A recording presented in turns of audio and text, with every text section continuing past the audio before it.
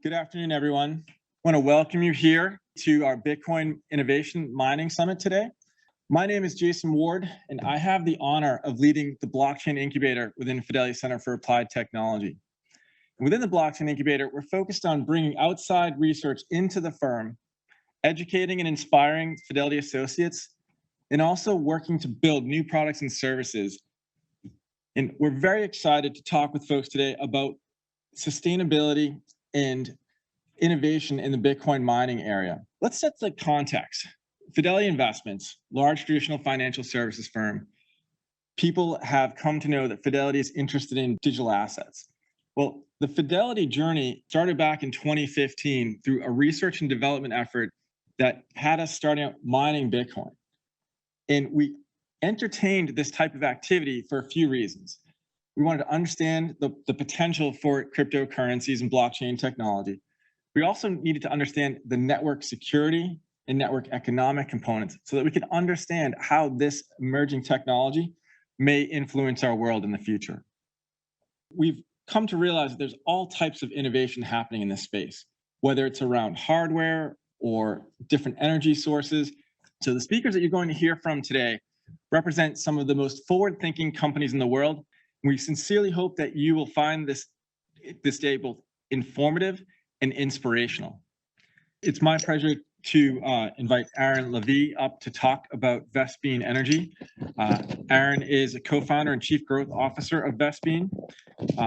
Prior to Vespene, Aaron had co-founded the menswear brand John Elliott in the spring of 2012, along with his best friend. And throughout his career, he has striven to constantly innovate and improve. And I think when you hear the story about Vespene, you'll see that it's building upon some similarities, but I really think it's a very compelling story. So Aaron, please join us on the top of the stage. Thank you. Everybody, it's great to be here. Thank you very much for the warm welcome. My name is Aaron Lavee, Chief Growth Officer and co-founder at Vespene Energy. So Vespene Energy, we don't actually consider ourselves a Bitcoin mining company. We consider ourselves a renewable energy company that mitigates methane using decentralized compute. So there's a lot to unpack there, but I'd like to jump into it with you guys. So I guess just to sort of set the table, methane is a huge problem. Methane is 84 times more destructive than carbon dioxide from a greenhouse gas perspective over the first 20 years after it's released. And so mitigating one molecule of methane is essentially the same as mitigating 84 molecules of carbon dioxide. In the US, methane emissions that come from landfills are estimated by the EPA to produce about 15% of all domestic methane emissions. However, according to a recent survey that was conducted by NASA, these numbers may have been underestimated by 2 to 3x. And so what this would mean is that landfill methane emissions would actually be the #1 source of methane domestically. And we're pretty confident that these factors would continue to tell the story globally. So it's not just in the US where landfills are a problem, but globally as well. We can go to the next slide. So there was a recent study and report that was produced by the United Nations back in 2021. And basically what it said is that reducing methane emissions is the single greatest lever that humanity has to pull to lower our global greenhouse gas emissions and to achieve, our 2050 1.5 degrees Celsius objectives.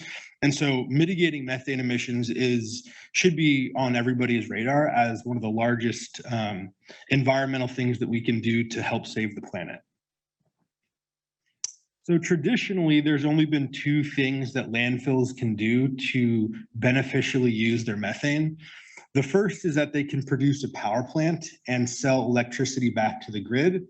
The second is that they can produce a refinery and sell natural gas back to the grid. Both of these things are extremely expensive.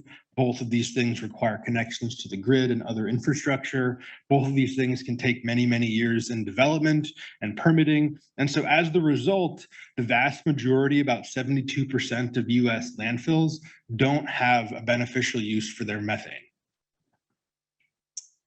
So enter Vespene. So Vespene offers a third solution. We offer a solution so just to, I guess, back up, if you're a large landfill that's located close to a grid, you're maybe subject to one of those two projects. So the EPA estimates there's about 2,600 landfills domestically. Of those 2,600, 600 of them have active projects. So that means that 2,000 do not. And 2,000 do not because they don't have a way to economically sell that or produce electricity or to somehow beneficially use it. And so we enter the solution and say, hey guys, if you're a small or medium-sized landfill that's not connected to the grid, we're going to provide you a beneficial way to monetize your methane. And this has really three major benefits. The first is that on the Vespene side, it gives us access to really low cost energy, which, as the former presenter just made a very eloquent point, that's one of the main inputs that you can control from P&L perspective in terms of whether or not you're a profitable business. Secondly, mitigating methane, as I mentioned, is one of the greatest levers that we have to pull as humanity to sort of save the planet. And so by mitigating this methane, one Vespene module, which I'll get into in a second, eliminates the equivalent of 287,000 metric tons of CO2 equivalent. And then thirdly, municipal landfills are ultimately owned by communities. And so as you would expect, these landfills are located in areas, are in remote parts of the country. They're generally speaking, they're not in Beverly Hills. They're located in lower socioeconomic areas. And so by providing a direct economic benefit to these communities, we feel as though we're benefiting them financially. And so, landfills cost money to operate. And so if they're having to spend money to operate or to mitigate their methane using a flaring infrastructure, that's going to be levied in the form of taxes on local communities. And so this offsets that in that way as well. So our solution is to transport data away from these sites as opposed from transporting electrons or molecules. So our technology solution is comprised of three primary components. The first is a gas conditioning system. This is really important because existing flaring technology does not include any gas conditioning. And what does this mean? This means that we're eliminating things like VOCs, siloxanes, other harmful toxins in the environment. When you flare methane in a traditional flare stack, all these things are being freely emitted and polluting the local communities.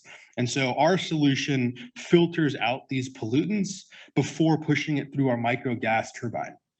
The second component to our tech stack is a modular gas turbine. This is essentially an on-site power generation system.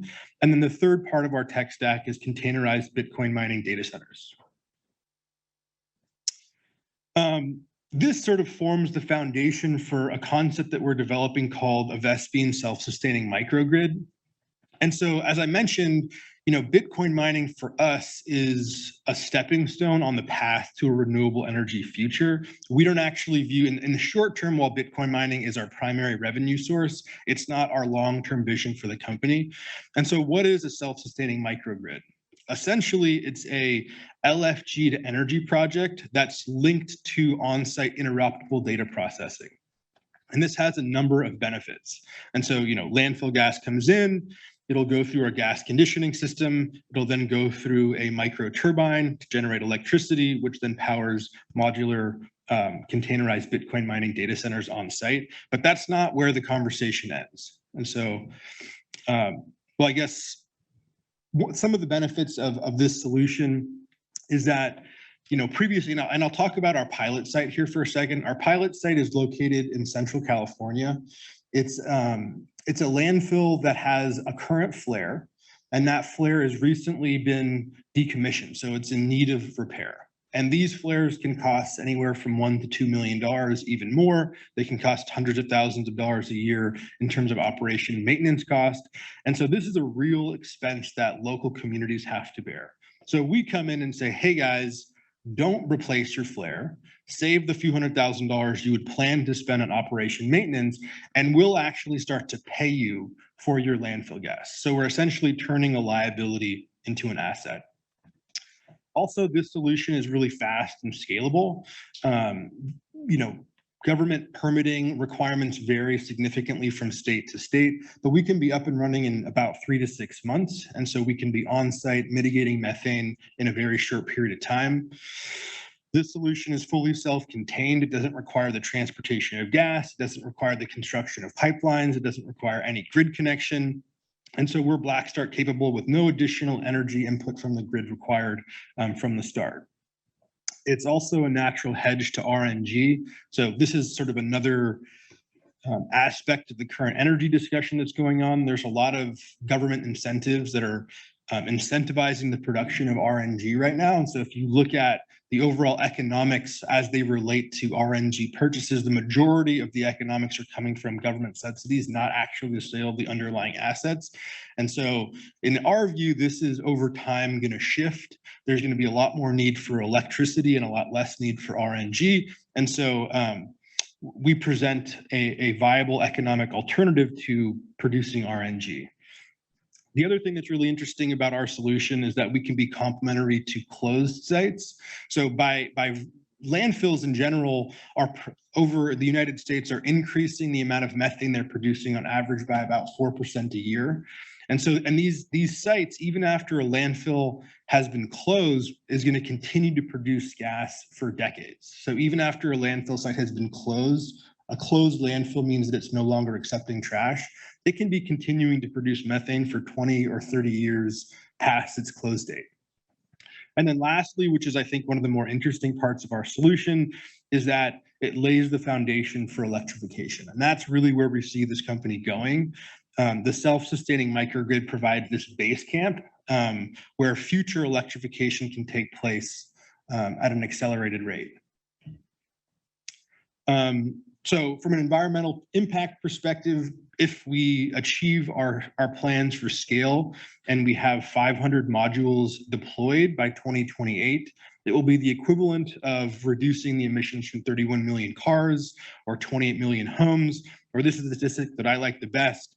It'll be the equivalent of planting 2.3 billion trees and letting them grow for 10 years. That would be the incremental CO2 offset, be the same as planting 2.3 billion trees or having 500 Vespine modules operating at scale. This problem is huge. So in the US alone, of the 2,000 landfills that are not utilizing their methane, 30% are flaring them, which is essentially just destroying this resource, and 70% of them are freely emitting into the atmosphere. So if we were able to capture, this map on the right here shows active US landfills. If we were able to capture this methane, it would represent a $20 billion opportunity in the United States alone. The problem is even larger globally. So, I think, actually, could you go to the next slide really quickly? Yeah, so the United States isn't even the largest emitter of methane. I think we're number 4. And as you can see by this graph, like there's no world in which human beings stop producing trash. And so the amount of methane is just going to continue being a problem. And so, having solutions like Vespene, our goal is not to be, a global monopoly in this one area. Our goal is to create an exportable business model that can find its place in other communities. In the United States, we have a strong environmental protection agency that's sort of like your stick. And through regulation and through increasing or rather decreasing the methane emissions that landfills are allowed to emit, you're sort of regulating your way towards a cleaner and more sustainable future. However, we know that regulation and sort of the stick approach doesn't work. We need a carrot. We need a way to financially incentivize good behavior. And by creating a model where mitigating your methane actually can create a viable economic, profit for your business, for your country, for your community, we feel that this is the real way to solve the problem. And so our goal is to create, like I said, a business model that we can export around the world and to create a financial incentive for methane mitigation. Based on our estimates, previously I mentioned 500 modules by 2028. That's sort of our base case. Our home run case would be at that same point to have 1,000 modules in operation. That would represent kind of a massive home run. Based on the amount of methane that's being produced today. So that's not even accounting the NASA 2 to 3x underestimation. That's not accounting for the 4% increases in global methane emissions per year coming from landfills. There's enough methane globally for there to exist 48 Vespine's operating at full scale. This is doing over $3 to $4 billion a year in revenue each. Yeah, so as previously mentioned, as a number of other speakers have said, one of the primary inputs for a Bitcoin mining operation is access to power. The way that we actually structure our agreements, so our pilot site, as I mentioned, in California, in Central California, we structure it as a profit share with sort of an upper bound and a lower bound.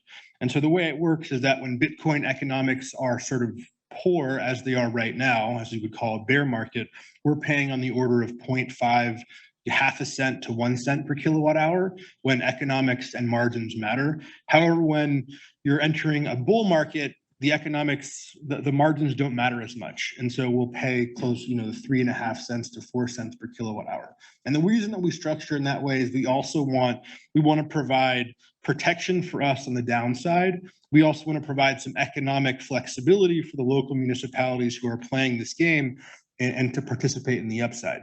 The other thing that I think that this does is it incentivizes local municipalities, governments on the local and state level to pay attention to what's going on with Bitcoin and to help further its adoption. And in fact, as part of Vespine's mission, we offer a slightly higher incremental revenue share or profit share if the local municipality agrees to take Bitcoin as payment and have it sit on their balance sheet.